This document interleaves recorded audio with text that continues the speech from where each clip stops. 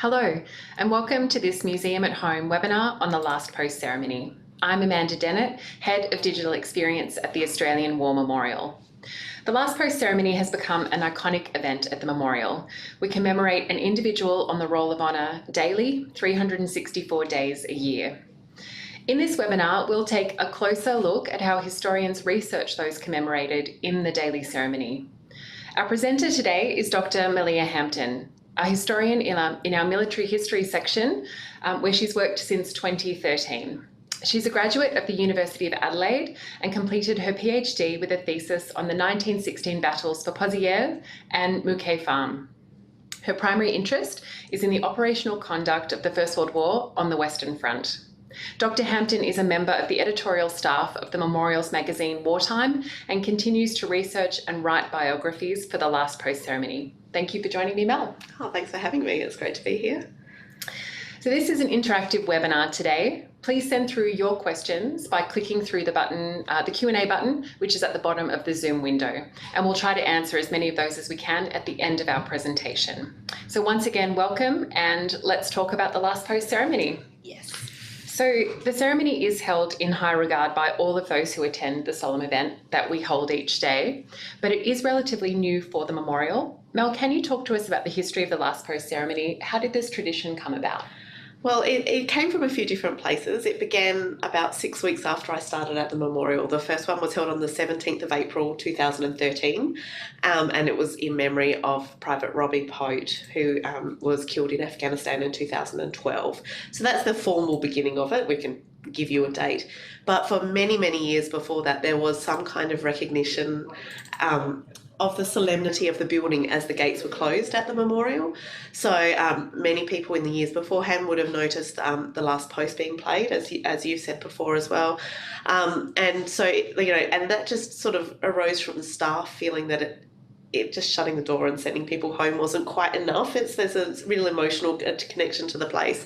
So there was already a sort of small ceremony going on without stories and without formality involved. And that happens at sort of 4:55 p.m. So, and the last post is played. So, and that's born out of a tradition of sort of being played at the end of day in the battlefields. Yeah, the Last Post sort of symbolises the end of something. So in the days before, you could pick up the phone and talk to someone, or your radio and tell people that your watch has ended or whatever. Military camps would work to the different bugle calls. So, and the Last Post is the last bugle call to symbolise the end of the day or the end of something. So that's why we're doing the Last Post. It's become very much a symbol of remembrance and that last post for the men and women who have died, and that's their last job, the end of their last job.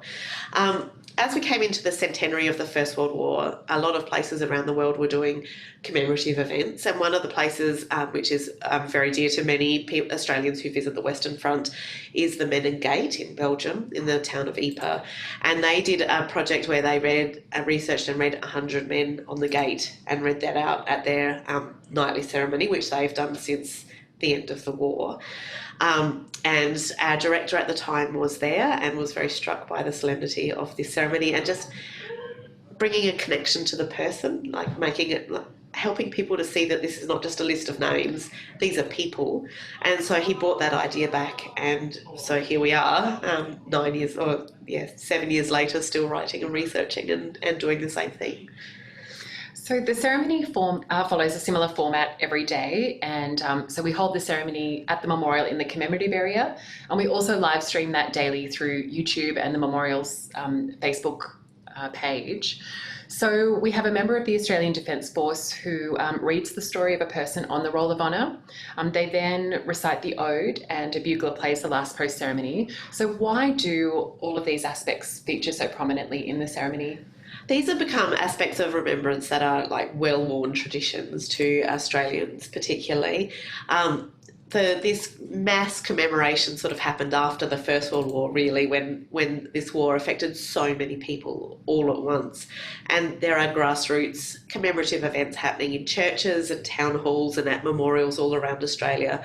And they do all sorts of different things, but these have become standard things that are present in ceremonies from Geraldton to Newcastle. Everywhere in Australia will have the Last Post played.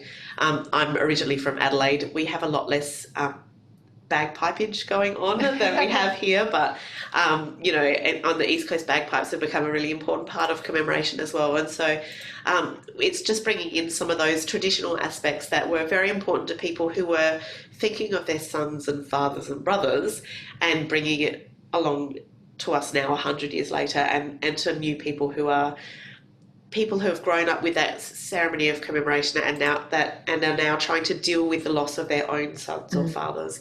And it's sort of become a well-worn route. And I guess that the having the current serving ADF member join each day provides that connection for those currently serving to their history and tradition. Yeah, I guess it's a reminder that these people, there are still people who are willing to put their life on the line in service of their country. It's incredibly personal for the people who are reading the ceremony. You know, they really feel that very personally. And I think it's important for Australians to see that this is not a historical event. This is still happening as current. So as I mentioned in the intro, we hold the last post ceremony 364 days a year. And there are 102,000 names on the Roll of Honour. So if we were going to have a last post ceremony for every single person on the Roll of Honour, it would take us more than 270 years. So we aren't going to be around to see all of that through. So it must be a difficult decision at times to make about which stories we cover and those that we can't for now. What process do you go through to decide which stories we tell each day? Initially, we started the project with 30 stories in the bag, ready to go. That's all we had. And it doesn't feel like a big deal to just write one story a day, but we don't know anything about most of these people. So it turned into quite a big job. And so initially, we were scheduling whatever story we had.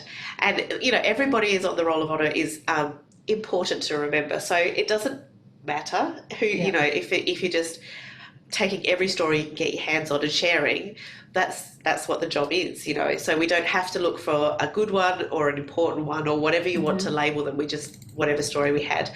As historians in the military history section, we all have our favourite people, you know, our individuals that we know about. And so we went through all of those quite quickly, and then we went through people we'd heard of. We tried to pay attention to not just doing the easy stories like the Victoria Cross winners that we all know about and that sort of thing. And it just became a case of, right, stories, can you find something on these people? Let's get these stories out. As we got ahead, it became easier to start to focus on finding appropriate people from different, make sure we've covered all of the conflicts, make sure we've covered all of the services and those sorts of things. So we got some breathing room. Then we opened it up because so many people engaged with this so quickly. It didn't take very long before we started getting requests. And so now we deal with a lot of requests. Requests are booked up, I think, about 2 years in advance, if not more. And unfortunately, we had to reschedule all of the ones during the shutdown while we were closed down, so that's pushed it out a little bit more. That's really special to have families come. Sometimes we've met widows or sisters and brothers of these people, and it's really important for them to see it. So in between, like, having them chosen for us and us going about finding our own, it takes it, that fills up the week very comfortably. And as we said, all of those are live streamed, and we also keep a video copy, so those become part of the Memorial Zone collection as well. So I guess we're now building a bank of stories that we can keep telling into the future as well. And I know we often get family requests to access some of those recordings too. So it's not just a commemorative moment, but I guess it's also a service to some of the families who want that greater connection with their family members. It is, and I've told stories before, and then we've had the family members, one time they were accidentally there and happened to hear their own relative be there. Wow. Yeah.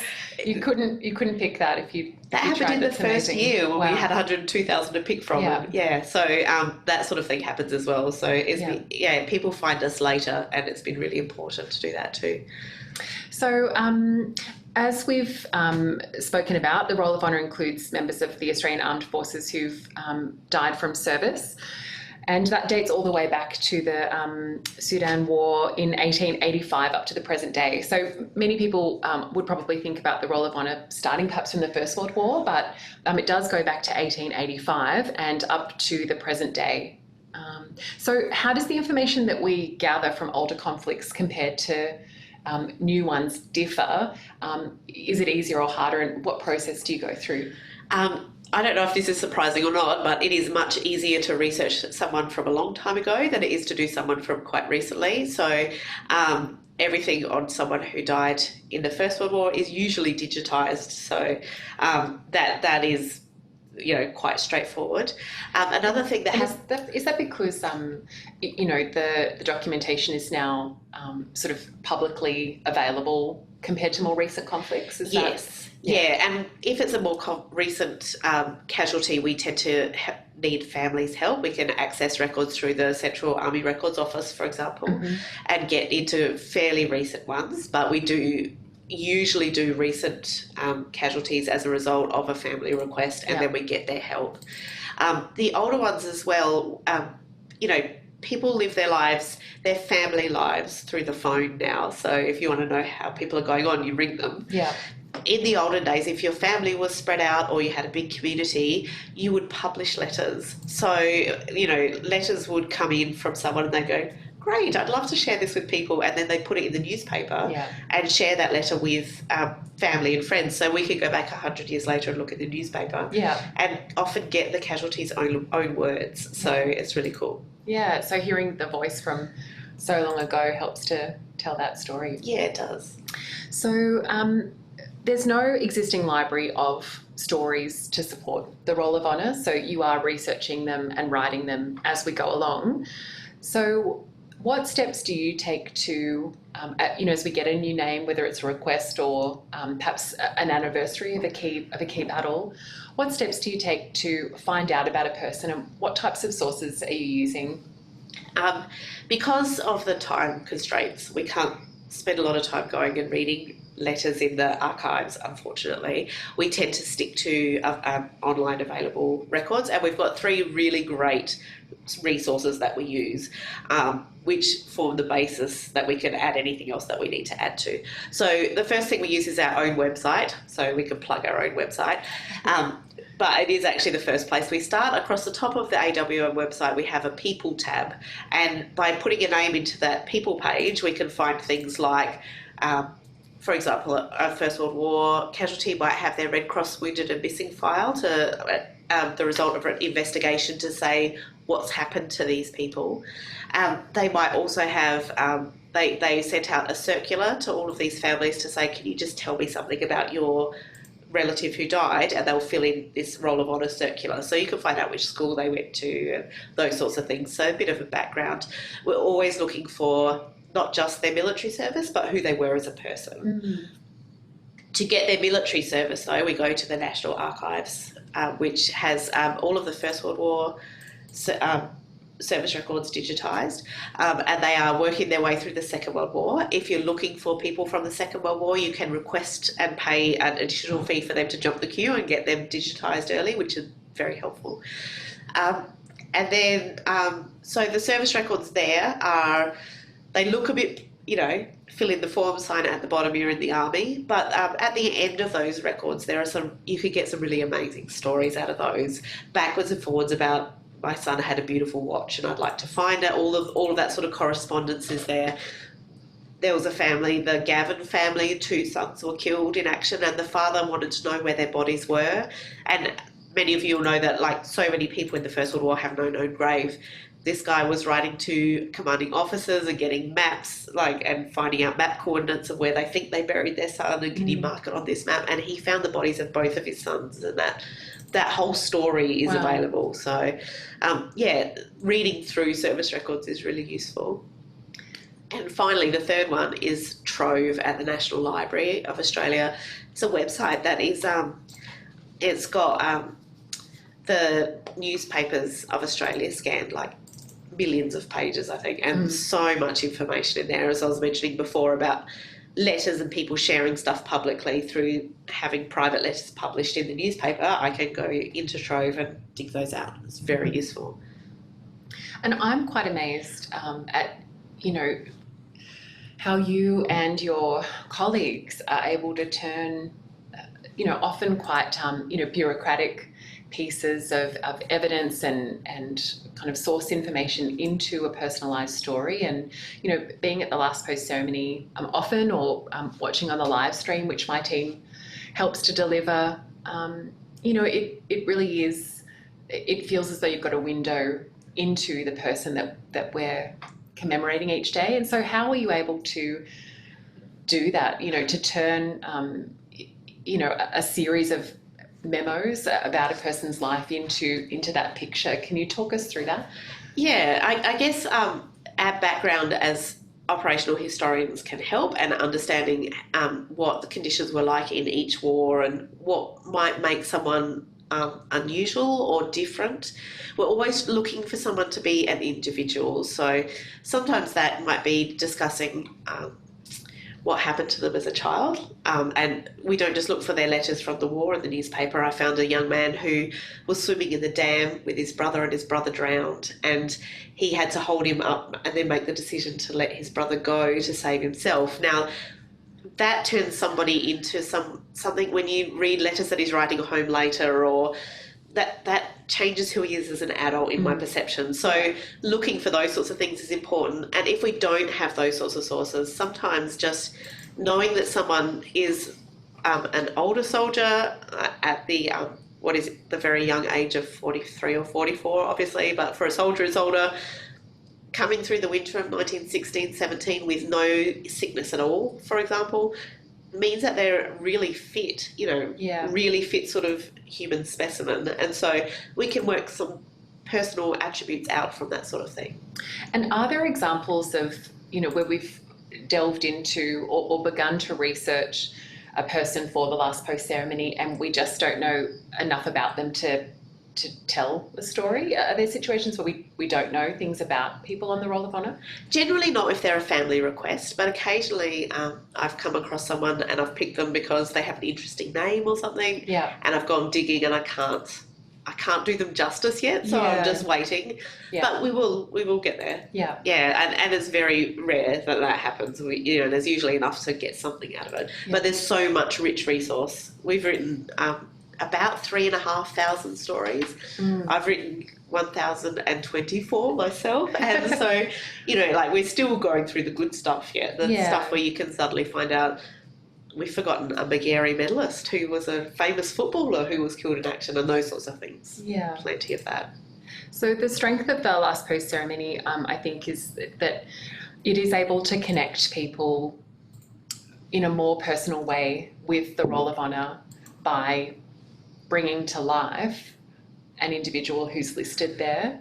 So that's quite a different way of telling a story, I'd imagine, to some of the perhaps operational history work that you and your colleagues might do. So has your experience writing over 1,000 last post ceremonies changed how you approach your work in general?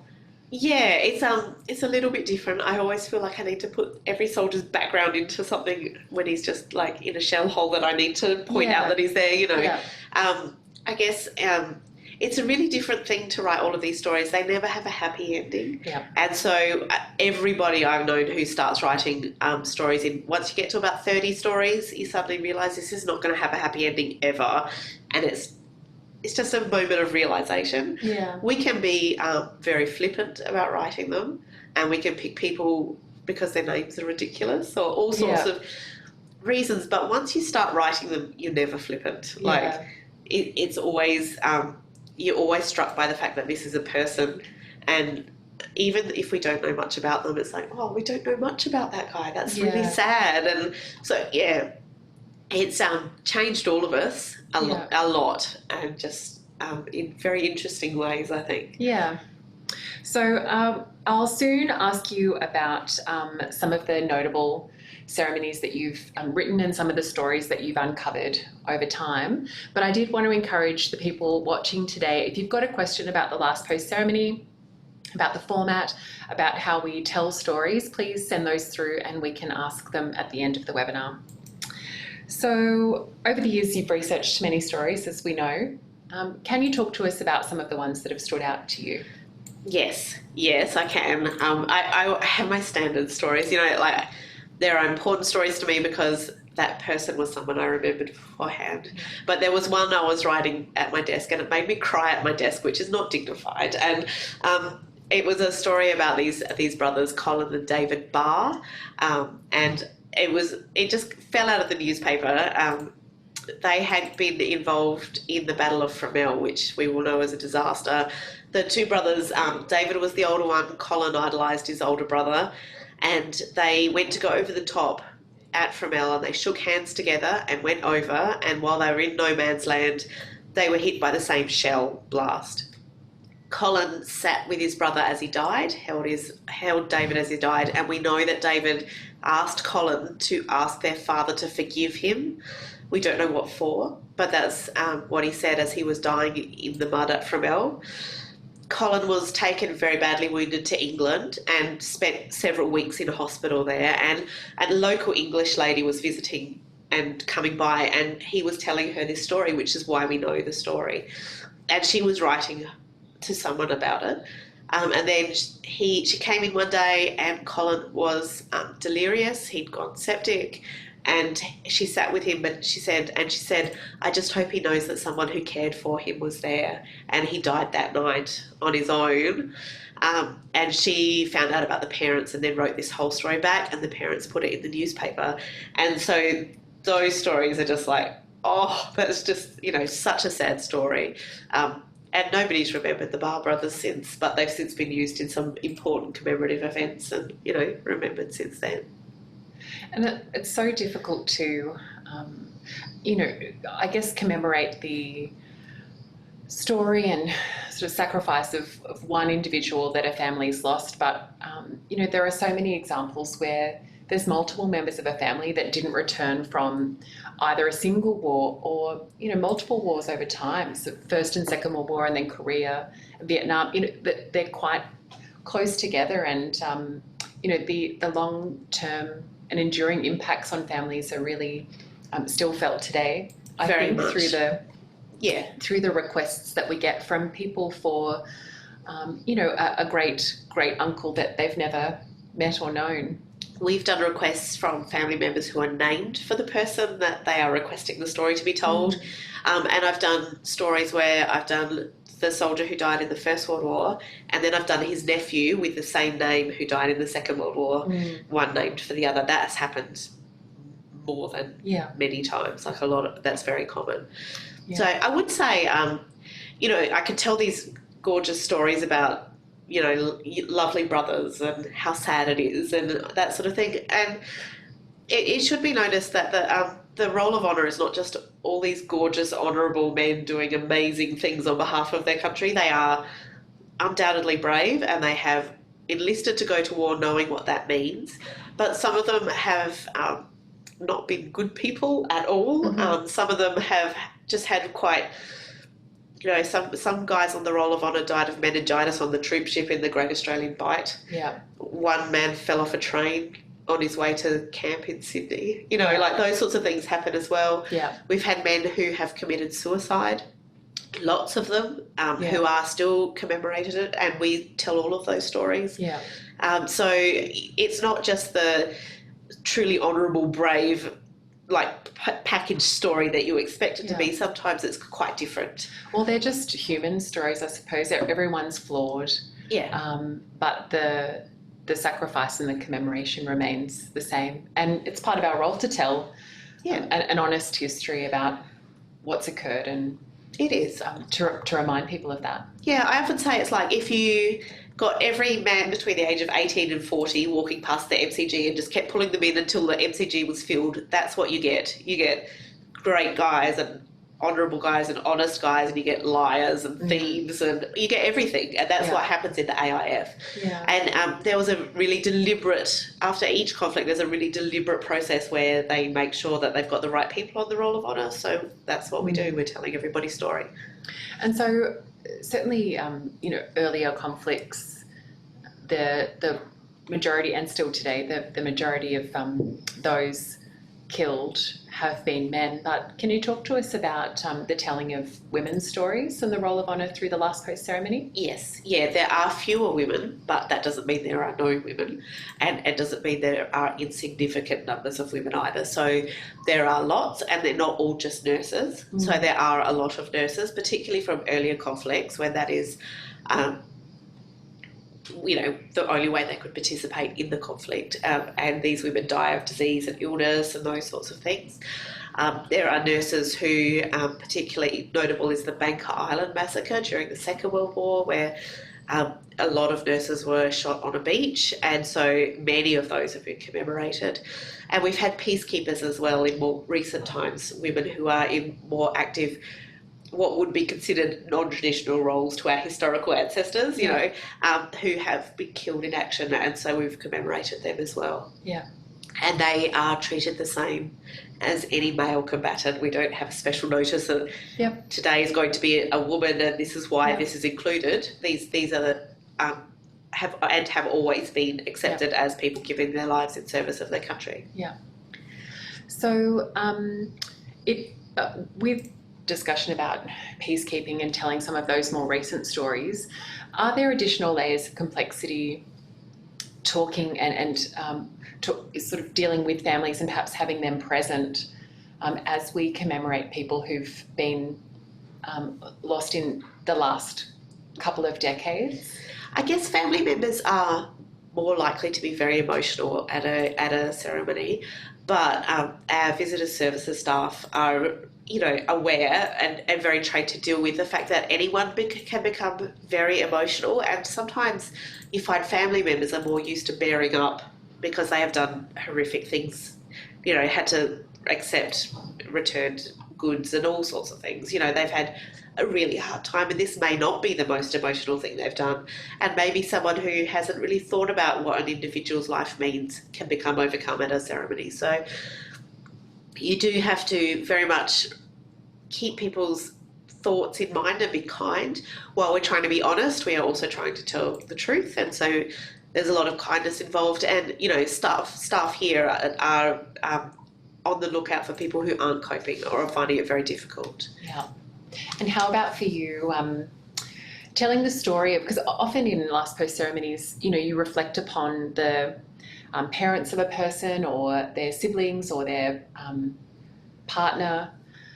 What is it like to write and tell the stories of people who will be in attendance? I imagine that would add a layer of pressure as you're developing that story. It's a little bit scary sometimes, particularly if it's someone very close. And the only thing you can do in that case is stay true to your sources, I guess, because the whole point of writing these stories is that they are short, factual, and we don't build emotion into the way we tell the story because they're sad already. Like, we don't need to put tragedy into it. It exists. So if you're writing for someone to be there, the best thing to do is to stick to your sources, and if you're very concerned, show them beforehand. And it's I've had amazing compliments from widows and other family members to say that even just using those readily available public sources has helped to put together an accurate picture of their loved one. So that's good. So we've had a comment from Louise who shared a comment about the importance of being able to request a last post ceremony. So she references putting in one for her great uncle, and in the AIF, killed at Fromell, and one of 5 brothers who enlisted. The other 4 were in Light Horse.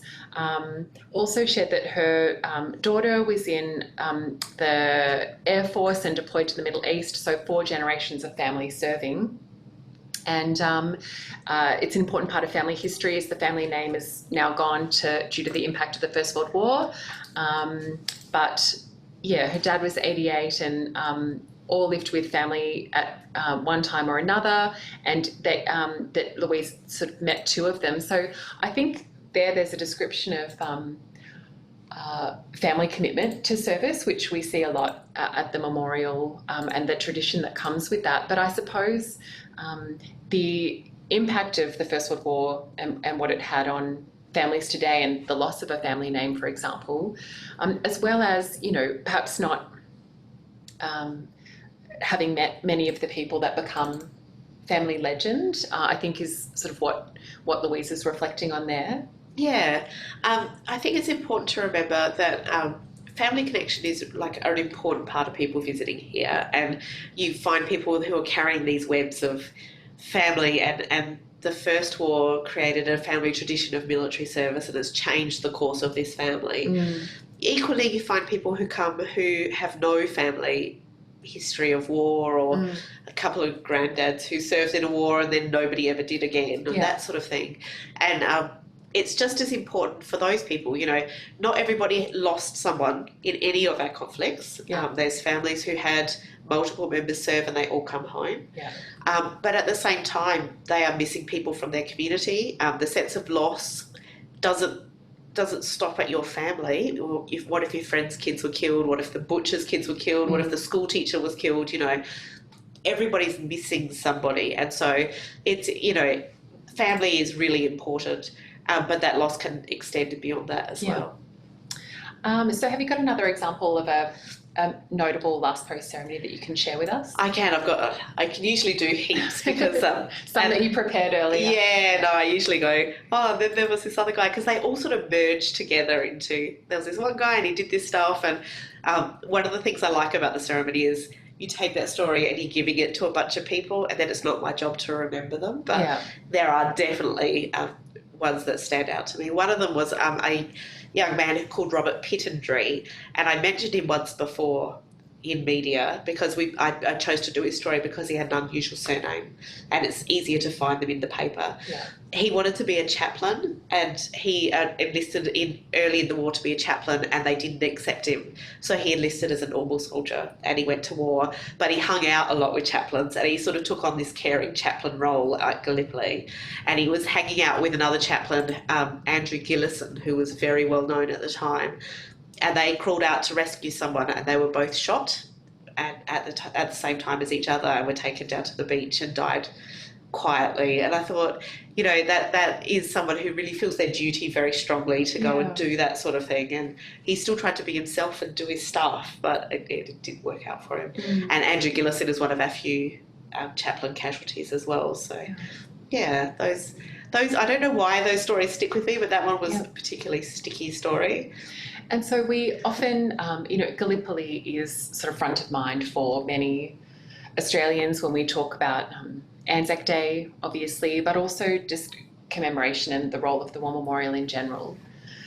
But has the last post ceremony had sort of a particular role in sort of healing or even validation for veterans of other conflicts, for example, the Vietnam War? Yes. Because those veterans have a very different experience. Can you talk to us about that? Yeah, those veterans, veterans of the Vietnam War have had a very unique experience in that, they came home and Australia had disowned the conflict in which they were fighting. And so I remember as a child seeing them march for the first time in Anzac Day ceremonies and thinking that was strange because I'd never seen it before, in my child experience.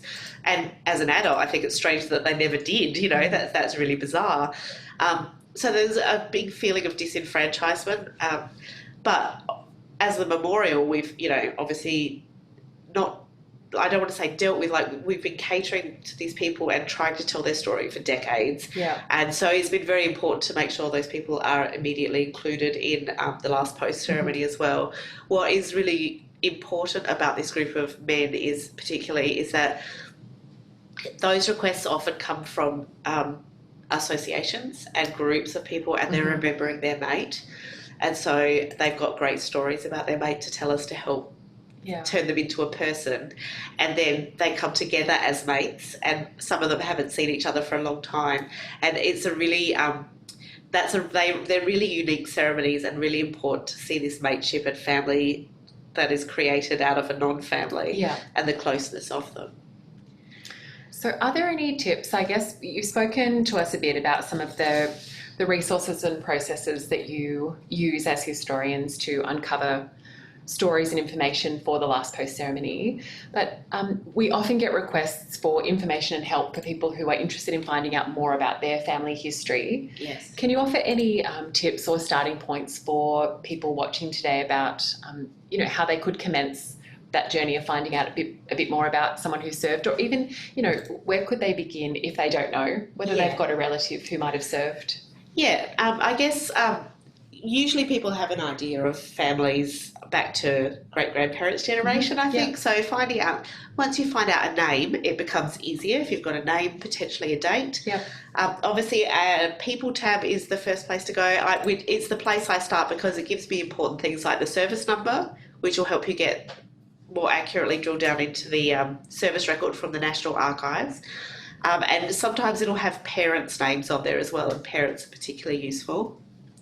Also places of birth. So if you've got a service number, a dad's name and a place of birth, you can usually then go looking in other places. The things that get you the really good information, this is what this guy's childhood was like. Information is the newspaper on the National Library Trove archive. And looking for father's obituaries and mother's obituaries. Those can give you a really good idea of what the family was like. You can find news stories of the family home burning down or a kid winning a medal or those sorts of things as well. Excuse me. So, looking in the newspapers will give you flesh to your family story. And because so many people lived in public in their newspaper, you can find out really like descriptions of weddings and all things that I can't use that I think, oh, this is great. I can't use this, but it's really cool. Yeah. So I definitely encourage people to go digging in the newspapers and, drill down to an area and a date range and then put your surname in, and I hope your surname's not Smith or Jones because that makes it slightly harder. A little bit harder. Yeah. But and we are thinking about doing a webinar in the future about researching family history and military history. So if that's something of interest to you, you can let us know in the comments. So each time we have our last post ceremony, we have a photo and in a frame at the pool of reflection. People come and lay a wreath, but there are days when we don't have a photo there. Yeah. How do we go about getting a photo, and why are they sometimes missing? Well, there was no universal effort to collect a photo of everybody. I've just got asthma and all sorts. So when from the Second World onwards, we get your enlistment photographs and your profile pictures, so we know what those people look like. But earlier than that, the First World War, there's no widespread photography, and so there's not common. Nevertheless, most soldiers went and had their photos taken, so they exist. So there are lots of photographs, and lots of people donated them at the end of the war anyway, particularly to our memorial and to other archival repositories around Australia. Earlier, probably in the early 2000s, we had a project here to try and collect family photos as well, as many as possible. So we've had a massive influx of those as well. And then, as you've seen, in the newspapers, people often published a photograph of their loved one as well. So we can wiggle them out of places. Yeah. Quite a few places, but often there's just nothing, and so there's not a lot we can do. We've been partnering with a group that has been collecting photographs of headstones in overseas cemeteries, so we often use a photograph of their headstone for at least something personal if we haven't got anything else. And I know that there's been examples through social media where people have discovered a story about a family connection that a last post ceremony is held that they didn't know about. It wasn't a request, but they've uncovered it, so that new family connections might happen through social media. But also, we do then get new donations or photographs and other materials uncovered, and so that can be quite a powerful way for us to, in a modern day, uncover new stories and artifacts that help to tell people's history. Absolutely, and we find that people will come across these stories and watch them in retrospect and find they don't agree with something or something's a bit different in the story. We keep all our sources so we know where we've got that point we've made, but we're always happy to hear back and correct things in retrospect as well, because we want to tell an accurate story. Yeah, that's right. And look, it must be difficult to kind of get that complete picture, so it's good, we're open to doing that when we can. Okay, so it's time for some questions. Thank you for sending those through to us. We've got a question from Graham, who's asked about the repatriation records from the First World War and Second World War. Have these been digitised and made available to the public yet? Not yet, no. The First World War ones will happen sooner, and I think they are impartially available in places, but they're still a matter of going to the archives. The Second World War ones probably will need a little bit longer to be able to be made public, so they're coming, but not yet. So Stephen's got a question about lodging a request for the last post ceremony, and has asked, is it appropriate to send through materials, paperwork, other evidence that they may have found in their own research when submitting a request? It is so appropriate. Thank you very much. Yes, that will help a great deal. When you submit a request for a last post ceremony, we ask you to fill in a short form which asks you for information that you know already. So we are looking for that from family members, and if you've got research that you want to contribute, we will love to take it. Thank you very much. Another Graham has asked about outside assistance for writing last post ceremonies, and suggested that there might be some unit associations or RSL clubs where people connected with those would be interested in providing support. Can you talk to us a bit about that? We have experimented with that sort of thing before, because, as I said at the beginning, it was such an enormous challenge to build up a library for the last post ceremony, I guess. We sort of looked at having external authors write them, and other sections in the War Memorial even write them. What we found is that the fact-checking challenge to get it to the standard that we complaints for this, if we get it wrong, complaints are incredibly hurtful for families, and they can go a very long way. So we need to keep control of the facts checking that goes on in the production of the stories, and so we do tend to keep it in-house, just so that we can be confident that if there are problems, they're our problems and we're not sharing them with external authors. So we do keep it internal.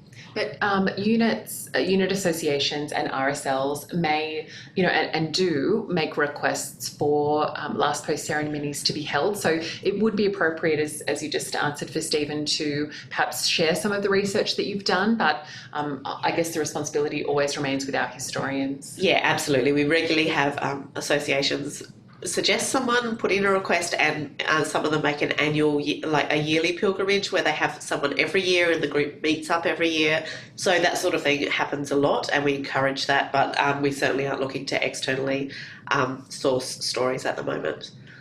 So we've got a comment and question from Jeanette, who raises an issue that I know comes up a little bit. So I'm interested to get your insight for everyone on this one. So Jeanette mentions that she's got 3 different last post ceremonies booked in for May 2021, and so she's looking forward to attending those. Her question relates to family members that were in the First and Second World War but served in the British Navy or Air Force, and about the possibility of getting a ceremony for those people. And the 3 that she's already requested are for family members that served in the Australian Army. Okay, that's the difficulty. The Roll of Honour has quite specific parameters, and we don't deviate out of those, simply because if we start making exceptions, we will never end. So for people who served, Australians who served in different forces, for example, they are recorded on the commemorative roll, which you will see if you go to the People tab on our website. You can access those people. That is a roll in progress because there's no central repository. They didn't enlist and lodge their paperwork with us, so we don't automatically have a way of accessing who these people are. So if they're not on the commemorative roll, then please let us know, because they will be eligible to be added. We did deal with the question of, do we commemorate Australians on the commemorative roll, not on the Australian Roll of Honour, and we do not, because it's a 270-year project already. So that is unfortunately one of the parameters we've had to make. But the commemorative role is one way of making sure that their names are recorded, and any information to go with that as well would help. So thanks. So Sarah has asked, will this information ever be published in book form? And I know that the memorial has already got a last post ceremony book out. Can you give us a bit of information about that one? Yeah, we have a book that's published by Emma Campbell, I think in 2018 on the last post ceremony. It's mentions some of the stories, but it also talks about some of the stuff I've talked about today, the process of putting it together, all of the different sections in the war memorial that are involved, because, you know, I've only talked about the process of writing the stories. There are a lot of people involved in putting on these ceremonies around the memorial.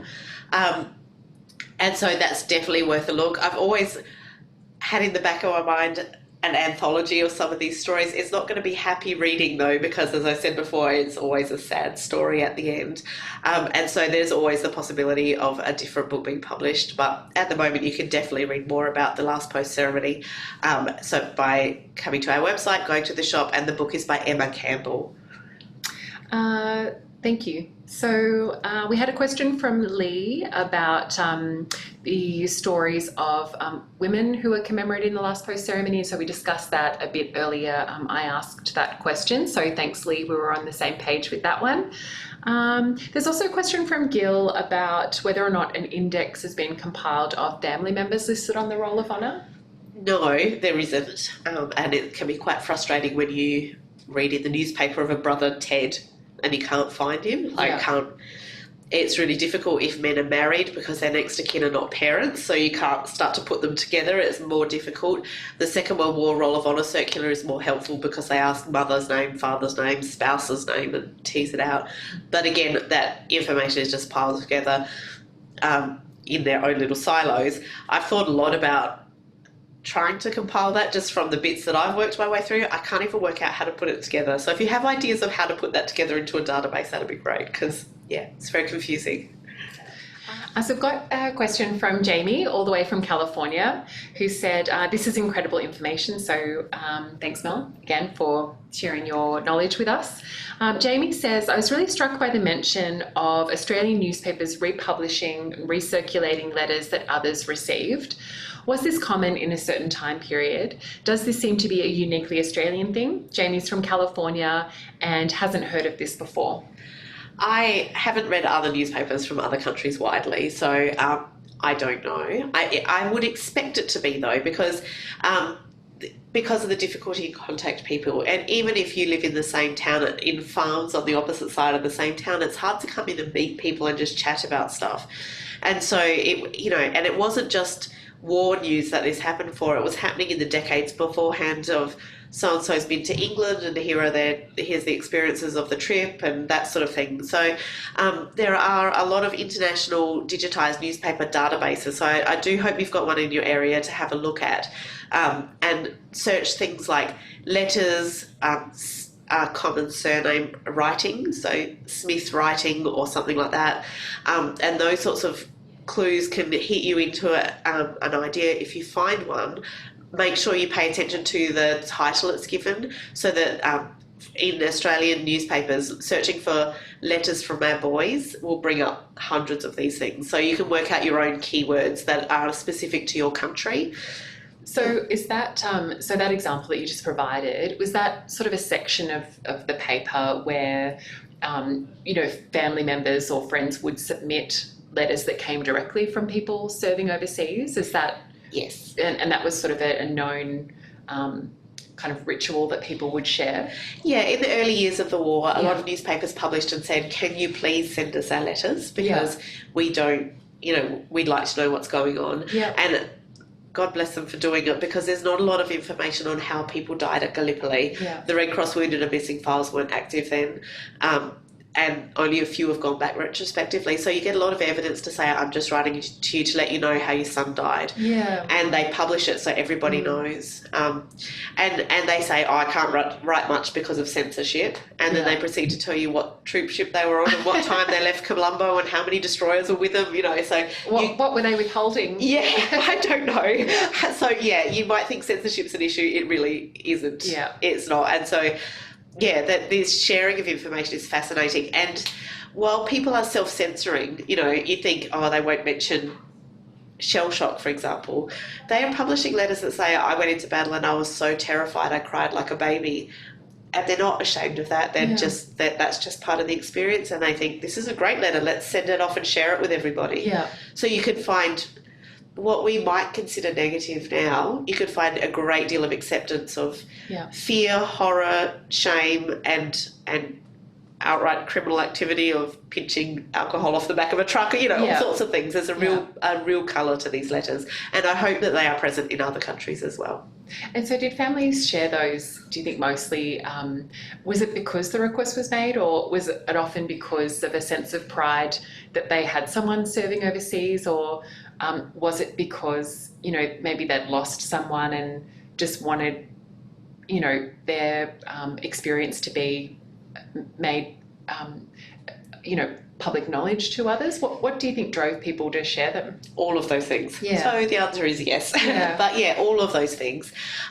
You find that some communities, for example, the Victorian community of Kerrang, nobody's heard of Kerrang. My mum rang me the other day and they were driving through it and I was like, I know Kerrang, their newspaper's amazing. And these guys, they have a really close community, and so they feel like everyone will want to know what their son's doing. So they publish letters, and the sons, while they're away, are saying, I've run into Joe Smith and I've seen this guy and say hi to their family. And so they, those close communities lend themselves to having much more vibrant letter activity. Yeah.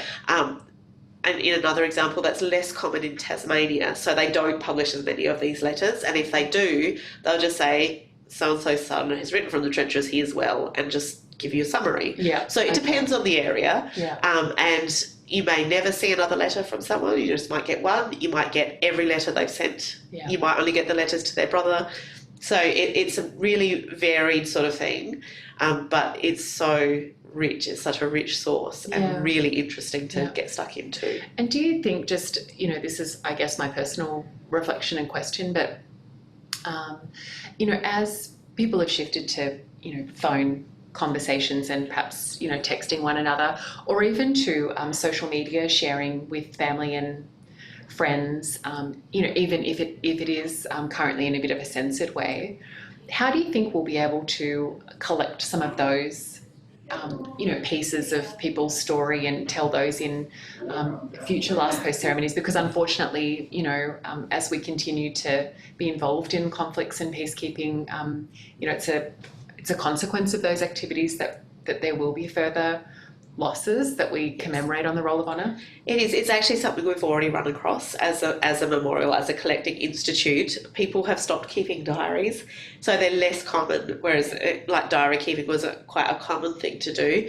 It's less common to do now. People have stopped writing paper letters, so emails just disappear into the ether as well. So for current serving members of the ADF, we would encourage you to think about recording your experiences in some way. It doesn't have to be for today, it doesn't have to be in our collection tomorrow, but think about the way in which you record your experiences for posterity, because it's just fallen out of history. It's just happened that people through their everyday life were writing letters and diaries and keeping paper records.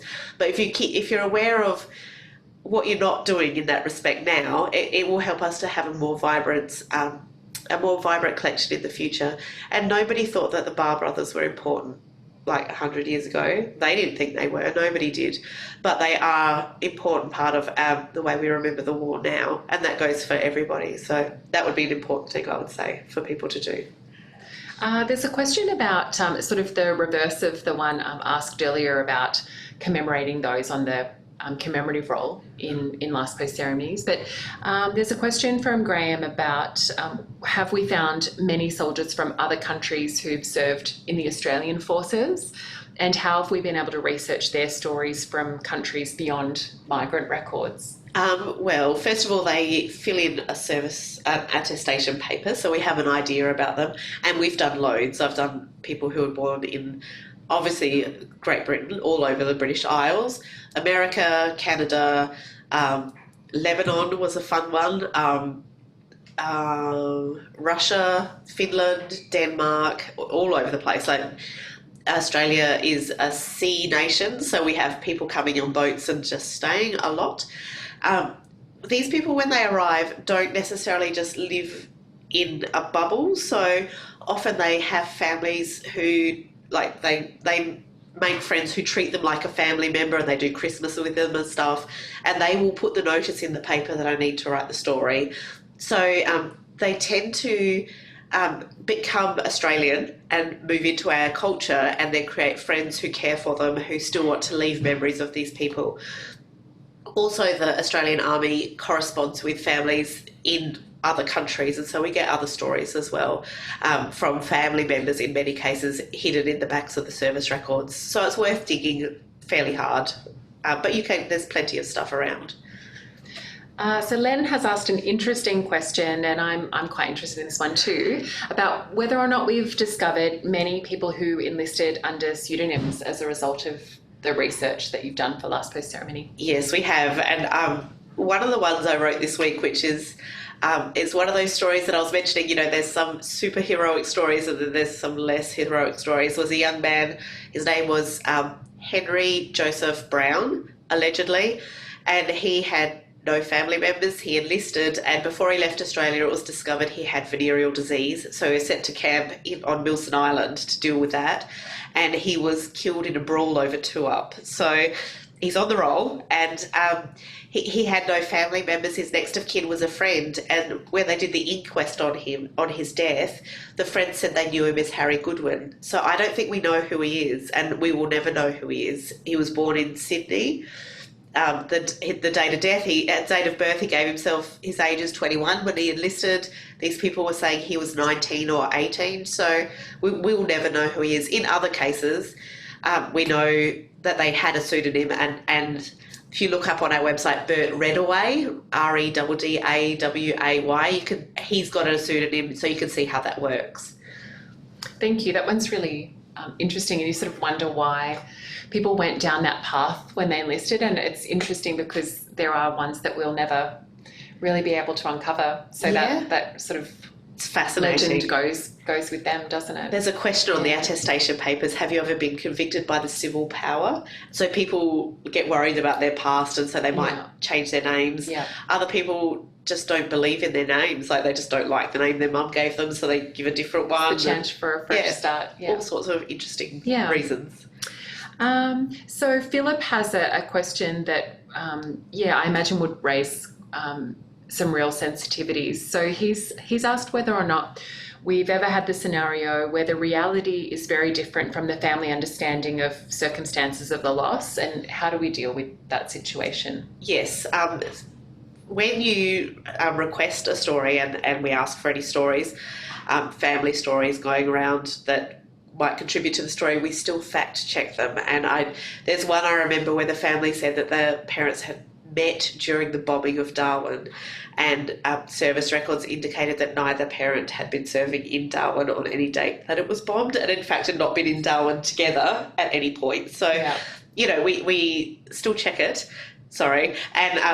and then talk to the families and say, this is why we don't believe this to be the case.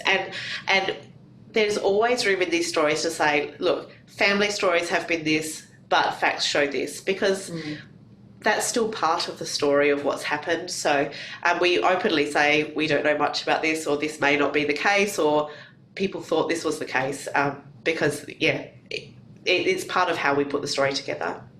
And it depends on how long ago some of the stories originated, I suppose. But, they can change over time as they're told and retold. But, it is our role to bring to light what really happened using the facts that we've got available. Yeah, all we can use is sources. Yeah. And most people are pretty good with that, Yeah. and interested in how that might have arisen. Yeah. Some people get very upset, Yeah. and that's understandable too. So, Yeah. it's very much dealing with people's emotions. It's always an emotive issue, these stories, and so it's a tricky one sometimes.